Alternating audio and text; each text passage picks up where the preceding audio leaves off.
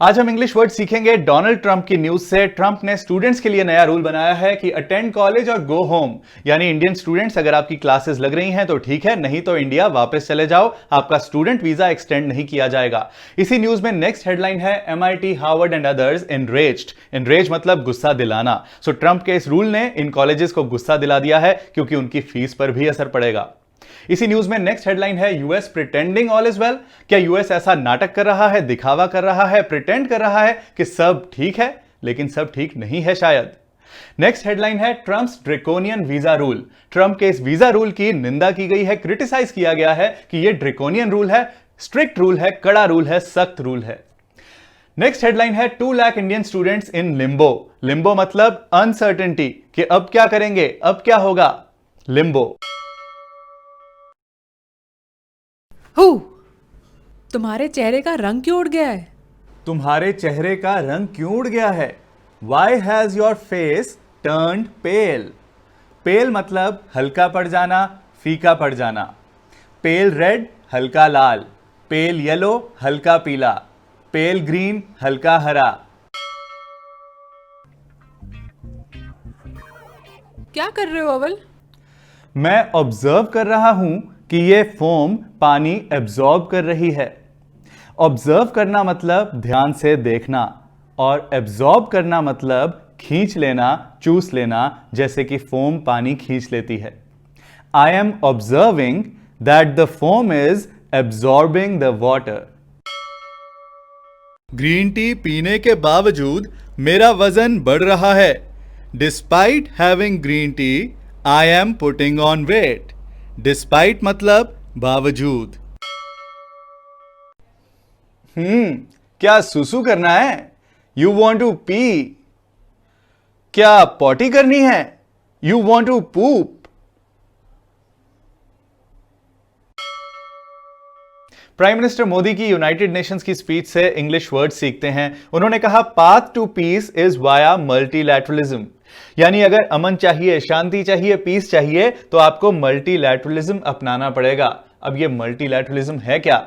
यानी कोई एक कंट्री नहीं, ज्यादा कंट्रीज मिलकर किसी प्रॉब्लम का सॉल्यूशन निकालें, उसे कहते हैं मल्टीलैटरलिज्म। सो अगर पीस चाहिए तो मल्टीलैटरलिज्म चाहिए, ज्यादा कंट्रीज को मिलकर एक साथ काम करना होगा। नेक्स्ट हेडलाइन देखते हैं, India will give full support to UN agenda. Agenda मुझे बहुत लोग पूछते हैं क्या होता है। एजेंडा मतलब जो आप अचीव करना चाहते हैं, जो आप हासिल करना चाहते हैं, उन सब कामों की लिस्ट। वो लिस्ट कहीं लिखी हुई भी हो सकती है या आपके दिमाग में भी हो सकती है। सो यूएन का जो भी एजेंडा है, जो भी यूएन हासिल करना चाहता है, इंडिया उसमें पूरी सपोर्ट करेगी। Next headline, deeply committed to improving global harmony. Harmony का मतलब होता है तालमेल, ऐसा तालमेल जिससे खुशहाली आए, सब अच्छा हो। सो ग्लोबल हार्मनी मतलब पूरी दुनिया में खुशहाली के लिए हम डीपली कमिटेड हैं, हम दिलो जान से लगे हुए हैं। Next headline, need to reform global multilateralism system. So मैंने आपको मल्टीलैटरलिज्म का मीनिंग बताया था, जहां ज्यादा कंट्रीज मिलकर किसी प्रॉब्लम का सॉल्यूशन निकालें।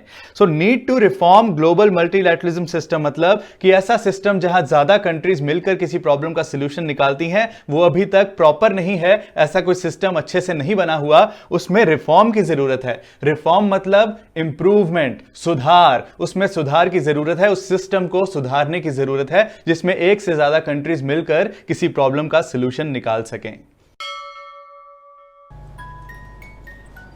An umbrella.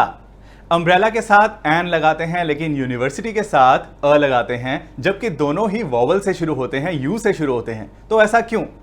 क्योंकि वॉवल से चाहे वर्ड शुरू होता हो या ना होता हो, लेकिन अगर आवाज वॉवल की है तभी एन लगेगा, अगर आवाज वॉवल की नहीं है तो एन नहीं लगेगा। सो अम्ब्रेला में अ की आवाज है, यूनिवर्सिटी में य की आवाज है, वाई की आवाज है, जो कि एक वॉवल नहीं है, इसलिए एन अम्ब्रेला लेकिन अ यूनिवर्सिटी। दोस्तों, आलू को इंग्लिश में बोलते हैं पटेटो, और शकरकंदी को इंग्लिश में क्या बोलते हैं? Sweet potato. आलू पटेटो, शकरकंदी स्वीट पटेटो। मैं कार चला रहा हूं, I am driving a car. मैं बाइक चला रहा हूं, I am riding a bike. Car चलाने को कार ड्राइव करना बोलते हैं, लेकिन बाइक चलाने को बाइक राइड करना बोलते हैं। इंडिया और चाइना के बीच जो टेंशन चल रही है उसकी न्यूज से नए इंग्लिश वर्ड सीखते हैं। पहली न्यूज है आर्मी एंड आईएएफ यानी Indian air force showcase muscle. Showcase muscle का क्या मतलब है कि वहां पे उन्होंने अपने मसल्स दिखाए? नहीं, इसका मतलब है उन्होंने अपनी ताकत दिखाई, अपना जोर दिखाया। कैसे दिखाई अपनी ताकत और कैसे दिखाया अपना जोर? पैराट्रूपर्स, चॉपर्स और टैंक्स के थ्रू। टैंक्स पता है, चॉपर्स होते हैं हेलीकॉप्टर्स और पैराट्रूपर्स होते हैं वो लोग जो हेलीकॉप्टर्स में से नीचे उतरते हैं और ग्राउंड पर अटैक करते हैं। नेक्स्ट हेडलाइन है rare display of special forces, यानी ये जो भी हुआ वो हमारी स्पेशल फोर्सेस का रेयर डिस्प्ले था। ऐसा नजारा कम ही देखने को मिलता है, रेयर ही देखने को मिलता है। इसी न्यूज में नेक्स्ट हेडलाइन देखते हैं big high altitude muscle flex. High altitude क्या होता है? यानी ऊंचाई। पहाड़ों में मसल फ्लेक्स किया गया। मसल फ्लेक्स मतलब अपना जोर दिखाया गया। जब हम किसी को डराने के लिए ऐसे करते हैं तो इसका मतलब हम अपनी मसल फ्लेक्स करते हैं, इसे मसल फ्लेक्स करना बोलते हैं। सो अपना जोर दिखाया गया, सामने वाले को डराया गया। I don't offer seat until I have to go. मैं सीट ऑफर नहीं करता जब तक कि मुझे जाना ना हो। आई don't offer seat unless it's a female. मैं सीट ऑफर नहीं करता जब तक कि वो फीमेल ना हो। अनटिल मतलब जिस वक्त तक और अनलेस मतलब अगर ऐसा ना हो तो।